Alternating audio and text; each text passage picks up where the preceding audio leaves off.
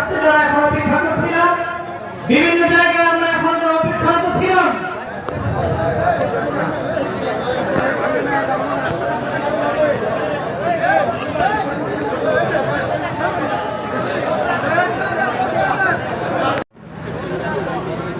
আমার কিছুটি দাবি চলতে এসেছে, এগুলোর জন্য তাদের প্রথম ছিল ফাতিহার ব্যাখ্যা আছে, আর আমার যেটা প্রথম হাদিসের ব্যাখ্যা একটা কিতাবে আছে, একটা হাদিসের উপর একটা কিতাব, যারা পারেন মুনাজাতে পড়িয়ে যাবেন ইনশাআল্লাহ। আলহামদুলিল্লাহ। দর্শক, টঙ্গিবাড়ি উপজেলা বিএনপির সম্মানিত সাধারণ সম্পাদক জনাব মোহাম্মদ আমির হোসেন দলন সাহেব প্রধান অতিথির সংক্ষিপ্ত বক্তব্য পেশ করবেন। তার মূল্যবান বক্তব্য দেওয়ার জন্য অনুরোধ করছি। আউযু বিল্লাহি মিনাশ শাইতানির রাজিম। বিসমিল্লাহির রহমানির রহিম। বালিগাঁও বাজারের রেজাল শাস্ত্রবিদগণ দেখেন, মক্কায় এত ধনী মানুষ ছিলেন মুসআব বিন উমাইর, প্রতিদিন তার দস্তরখানে 70 জন মেহমানকে বসাতেন।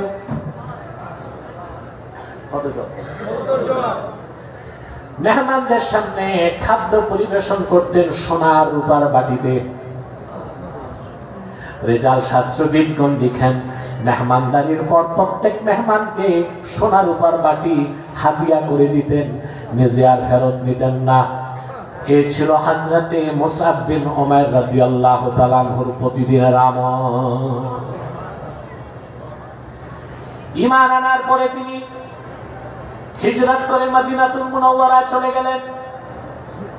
অঢেল সম্পদের মালিক, কোন সোনা রূপার দিরহাম দিনার সঙ্গে নিলেন না। বদর যুদ্ধে তিনি আল্লাহর হাবিবের সঙ্গে যুদ্ধে গিয়েছেন। মুসআব বিন উমাইরের আপন ভাই, তার নাম ছিল আমির ইবনে উমাইর, সে ছিল কাফের। বদর যুদ্ধে সে বন্দী হয়ে গেল। সাহাবায়ে কেরাম হাত পা বেঁধে ফেললেন। আমির বিন উমাইর সাহাবায়ে কেরামকে বললেন, সাহাবীরা শুনুন, আমি আল্লাহর হাবিবের বিশিষ্ট সাহাবী হযরতে মুসআব ইবনে উমাইরের আপন ভাই। এত বড় জলিলুল কদর সাহাবীর ভাই পরিচয় পেয়ে সাহাবায়ে কেরাম তার হাত পায়ের বাঁধন ঢিলা করে দিলেন। সকালবেলা মুসআব বিন উমাইরকে বলা হলো, মুসআব, আপনার পরিচয় পাওয়ার কারণে আপনার ভাই বন্দী হয়েছে বদর যুদ্ধে। ইমাম আবু হানিফা, ইমাম আবু ইউসুফ, ইমাম মুহাম্মদ তিনজনের মতে ইমাম মুক্তাদি তখন দাঁড়াবে মুয়াজ্জিন যখন বলবে হাইয়া আলাস সালাহ। এই ফতোয়াটা এসেছে ফতোয়া শামিতে, জামিউর রুমুজে এবং ফতোয়ার অসংখ্য কিতাবের মধ্যে এসেছে। এখন প্রশ্ন, আগে দাঁড়ালে হবে কি? হাইয়া আলাস সালাহর সময় দাঁড়ানোটা মুস্তাহাব। এখন কেউ বলতে পারেন কাঁথা সোজা করা তো ওয়াজিব, এজন্য আমরা পায়ের বাঁধন ঢিলা করে দিছি। এবার মুসলমান শোনো, মুসআব বিন উমাইর জবাব দিলেন, বদর যুদ্ধে আল্লাহর হাবিবের বিরুদ্ধে যে অস্ত্র ধারণ করতে পারে ওই রকম কুলাঙ্গার আমার ভাই হতে পারে না। মজবুত করে তার হাত পা বেঁধে দাও। আর তার মায়ের প্রচুর সম্পদ, সেটা তো তারও মা, কিন্তু কাফের তো বলতেছে তার মায়ের প্রচুর সম্পদ, মুক্তিপণ আদায় করে তাকে ছাড়িয়ে নাও। উহুদ যুদ্ধে মুসআব বিন উমাইর রাদিয়াল্লাহু তাআলা আনহু আল্লাহ রাসূলের সামনে দাঁড়াইছিলেন। আল্লাহর হাবিবের একটি হুকুম মানতে না পারার কারণে তীরন্দাজ সাহাবীগণ উহুদ যুদ্ধে আল্লাহর হাবিবের একটা হুকুম শুধু মানেন নাই, বিপর্যয় চলে এসেছে। জানেন না? জিটাও ঠিক মতো বলবেন না। আমার সাথে রিলেশন থাকতে হবে। রিলেশন না থাকলে আমি কথা বলবো কেমন করে? এখন মোটামুটি কথা বোঝা যাচ্ছে স্পষ্ট? মনের কান খুলে কথাগুলো শুনুন। উহুদ যুদ্ধে রাসূলুল্লাহ সাল্লাল্লাহু আলাইহি ওয়াসাল্লামের একটা হুকুম না মানার কারণে বিপর্যয় চলে আসলো। সাহাবায়ে কেরাম দিকে দৌড়ায় যেতে লাগলো আঘাত করার জন্য। আল্লাহর আখিরি নবী নূর নবীজি আমার মুহাম্মদ মুস্তাফা সাল্লাল্লাহু আলাইহি ওয়াসাল্লাম সামান্যতম ভয় পেলেন না। রাসূলুল্লাহর সামনে দাঁড়ায় গেলেন মুসআব বিন উমাইর, আর একেবারে সামনে দাঁড়ায় গেলেন আবু ওবায়দা ইবনুল জাররাহ। কাফেরদের তীর আসতেছে, তরবারির আঘাত, লোহার অস্ত্রের আঘাত, সবকিছু আবু উবাইদা ইবনুল জাররাহের শরীরে লাগতে লাগলো। রাসূলুল্লাহ সাল্লাল্লাহু আলাইহি ওয়াসাল্লাম ডানে বামে উকি দিলেই আবু উবাইদা ইবনুল জাররাহ বলতেন, ইয়া রাসূলুল্লাহ, ইয়া হাবিবাল্লাহ, আমার বাবা মা আপনার কদমে কোরবান হয়ে যাক, ডানে বামে তাকাবেন না। যত তীরার ধনুকার বল্লমের আঘাত সব আমি আবু উবাইদা ইবনুল জাররাহের শরীরে লাগবে, আপনার শরীরে লাগতে দিব না। রেজাল শাস্ত্রবিদগণ লেখেন, হযরত আবু উবাইদা ইবনুল জাররাহ রাদিয়াল্লাহু তাআলা আনহুর শরীরে 90টার বেশি আঘাত লেগেছিল। রাসূলুল্লাহ সাল্লাল্লাহু আলাইহি ওয়াসাল্লাম তাকে জীবিত শহীদ বলেছিলেন। হযরত আবু উবাইদা ইবনুল জাররাহ তিনি বেঁচে গিয়েছিলেন, কিন্তু ওনার সঙ্গে আল্লাহর হাবিবের সামনে দাঁড়ায়ছিলেন মুসআব বিন উমাইর, তিনি শহীদ হয়ে গেলেন। উহুদ যুদ্ধ যখন শেষ, সাহাবায়ে কেরামের লাশ মোবারক দাফন করা হবে, আল্লাহর হাবিব এসে মুসআব বিন উমাইরের সামনে দাঁড়ালেন। মক্কার সবচেয়ে ধনী যুবকটা, সমস্ত শরীর তার রক্তে রঞ্জিত হয়ে আছে। সাহাবায়ে কেরামকে আল্লাহর হাবিব বললেন, সাহাবীরা শোনো, এই হচ্ছে আমার প্রিয় সাহাবী মুসআব। ওয়ালাকাদ রাআইতুহু ওয়া আলাইহি বুরদান লা তুরাফু কিমাতুহুমা ওয়া ইন্না শিরাকা আলাইহি মিন যাহাবিন। এই মুসআব এমন দুটা চাদর পরিধান করে হাঁটতো, যেই চাদর দুইটার মূল্য কি তা জানা ছিল না কারো। আর আমি দেখেছি আমার মুসআব যে জুতা পা দিয়া হাঁটতো, সেই জুতার ফিতাটা ছিল খাঁটি সোনার তৈরি। সব বিলি করে দিয়েছে, সব উৎসর্গ করে দিয়েছে, পরিশেষে জীবনটা উৎসর্গ করে দিয়েছে আল্লাহর হাবিবের ভালোবাসা। ইসলামের আদর্শ যেন তেন বিষয় না। ইসলামের আদর্শ হচ্ছে সত্য মিথ্যার লড়াই স্পষ্ট করে দেয়, হক বাতিলের লড়াই স্পষ্ট করে দেয়, দ্বীনের পথ পন্থা স্পষ্ট করে দেয়। সেখানে আপোষের কোনো সুযোগ নাই, পরাজিত হবার সুযোগ নাই, মাথা নত করার সুযোগ নাই, স্বার্থ রক্ষার কোনো সুযোগ নাই। আল্লাহ তার হাবিব মুহাম্মদ সাল্লাল্লাহু আলাইহি ওয়াসাল্লামের ভালোবাসা জীবনের চেয়ে বেশি হতে হবে, ঠিক না? এখন একটা প্রশ্ন, আল্লাহর হাবিব মুহাম্মদ সাল্লাল্লাহু আলাইহি ওয়াসাল্লামের ভালোবাসা, আল্লাহর হাবিবের ভালোবাসা জীবনের চেয়েও বেশি, তার প্রমাণ কি? প্রমাণ লাগবে কিনা? প্রমাণটা নিজেকে পাইতে হবে। প্রমাণ কি? প্রমাণ লাগবে না? এ ব্যাপারে একটি হাদিস সহিহ বুখারীতে এসেছে। আল্লাহর হাবিব ইরশাদ করেছেন, সালাসুন মান কুন্না ফীহি ওয়াজাদা হালাওয়াতাল ঈমান, মান কানা আল্লাহু ওয়া রাসূলুহু আহাব্বা ইলাইহি মিম্মা সাওয়াহুমা। সুবহানাল্লাহ। ওমান আহাব্বাল মারআ লা ইউহিব্বুহু ইল্লা লিল্লাহ ওমান ইয়াকরাহু আন ইয়াউদা ফিল কুফরি কামা ইয়াকরাহু আন ইউলকা ফিন নার। সহিহ বুখারীতে হাদিসটি এসেছে, 25 নম্বর হাদিস, কিতাবুল ঈমান। রাসূলুল্লাহ সাল্লাল্লাহু আলাইহি ওয়াসাল্লাম ইরশাদ করেছেন, সালাসুন মান কুন্না ফীহি ওয়াজাদা হালাওয়াতাল ঈমান। তিনটি খাসলত। কয়টা খাসলত? আমার উম্মতের মধ্যে একত্রিত হবে, ঈমানের মধুর স্বাদ সে পেয়ে যাবে। সুবহানাল্লাহ কইবেন।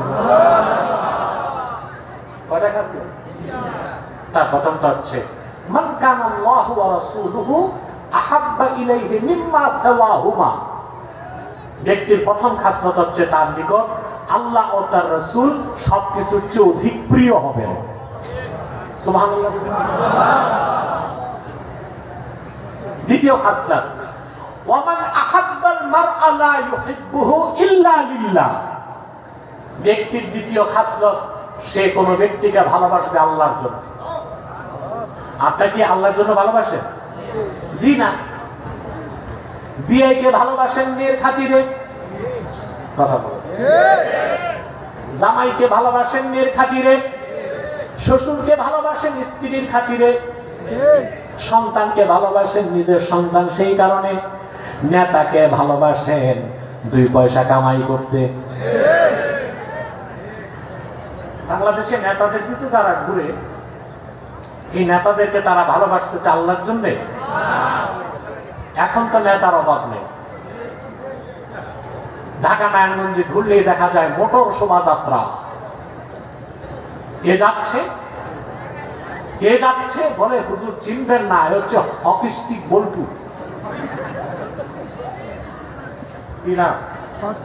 হকি স্টিক বল্টু পিছনে কারা? সব চেলা চাবেন না।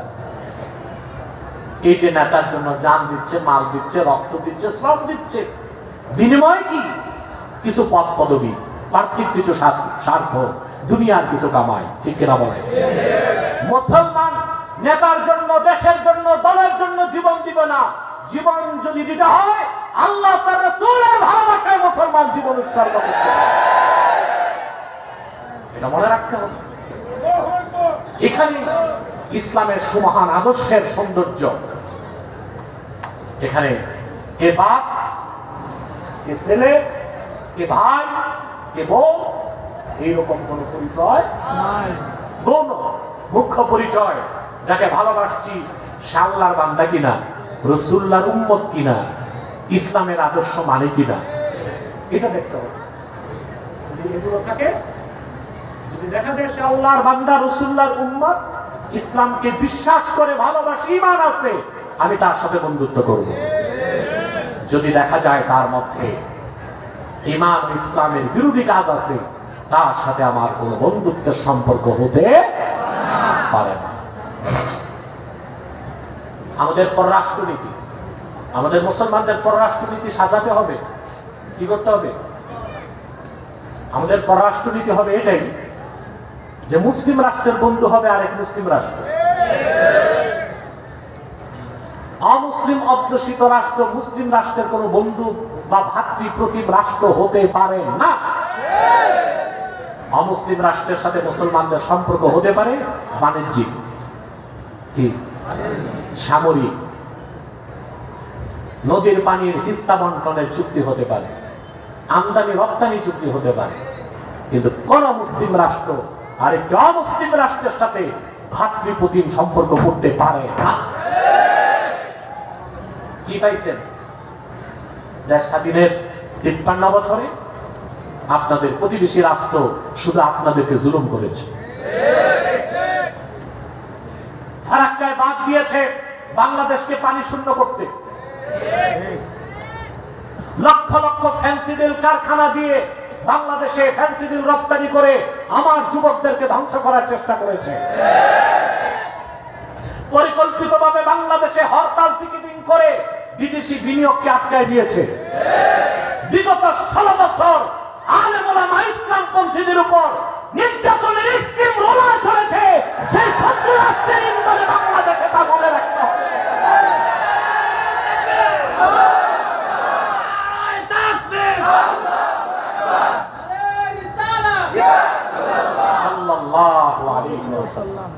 এখন সুন্দর স্লোগান, আল্লাহর স্লোগান, তার হাবিবের স্লোগান।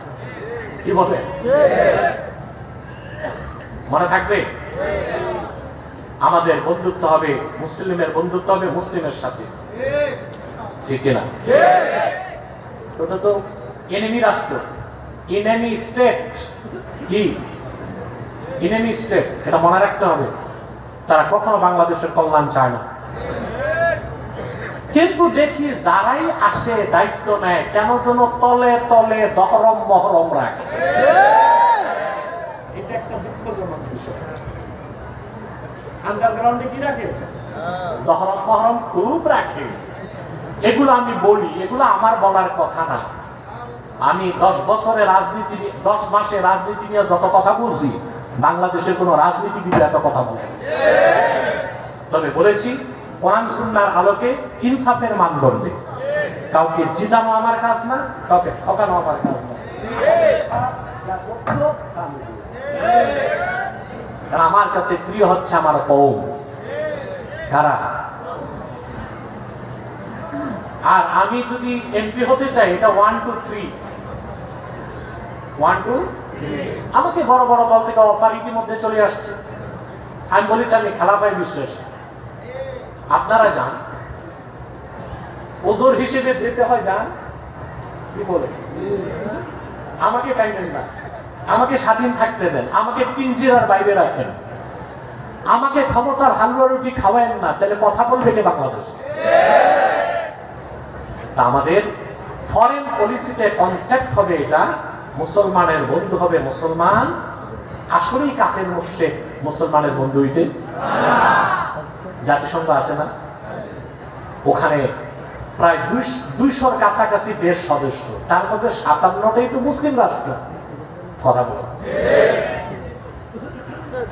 জাতিসংঘে 57টি মুসলিম রাষ্ট্র আছে, কিন্তু সুদীর্ঘ 23 মাসে বিশ্ব সন্ত্রাসী ইসরায়েল ফিলিস্তিনে 65,000 মুসলমানকে হত্যা করেছে। জাতিসংঘ কোনো বিচার করতে পারে নাই, কারণ অমুসলিমরা কোনদিন মুসলমানের বন্ধু হইতে পারে না। কি সমাধান করছে? 23 মাসে 65,000 মানুষকে হত্যা করা হয়েছে, তার মধ্যে অধিক সংখ্যক হচ্ছে শিশু এবং নারী। জাতিসংঘ কিছুই করেনি, কিছু করবে না। আমি বলে থাকি জাতিসংঘ হচ্ছে আমেরিকার একটা জুয়া খেলার ক্লাব, ওখানে মুসলমানের স্বার্থে তারা কিছু করে না। ইসরায়েল আছে কি? ও সারা দুনিয়া আছে 1 কোটি ইহুদি, আমরা 200 কোটি মুসলমান পেশাব করলে ইহুদিগুলো ভেসে যায় ভূমধ্য সাগরে। ওদের ঠ্যাক দিয়ে রাখছে আমেরিকা, আমেরিকা, ব্রিটেন, ইউরোপের পরাশক্তিগুলো তাদেরকে ঠ্যাক দিয়ে রাখছে। উদ্দেশ্য হচ্ছে মধ্যপ্রাচ্যকে অশান্ত করে রাখা। আমার বক্তব্যের মূল হচ্ছে কোন মুসলিমের বন্ধু অমুসলিম হতে পারে না, মুসলিম রাষ্ট্রের বন্ধু অমুসলিম রাষ্ট্র হতে। আমাদের মুসলিম রাষ্ট্রগুলোর পররাষ্ট্রনীতিতে এই কনসেপ্ট যেদিন আসবে, আমরা এই পৃথিবীর সুপার পাওয়ার থাকবো।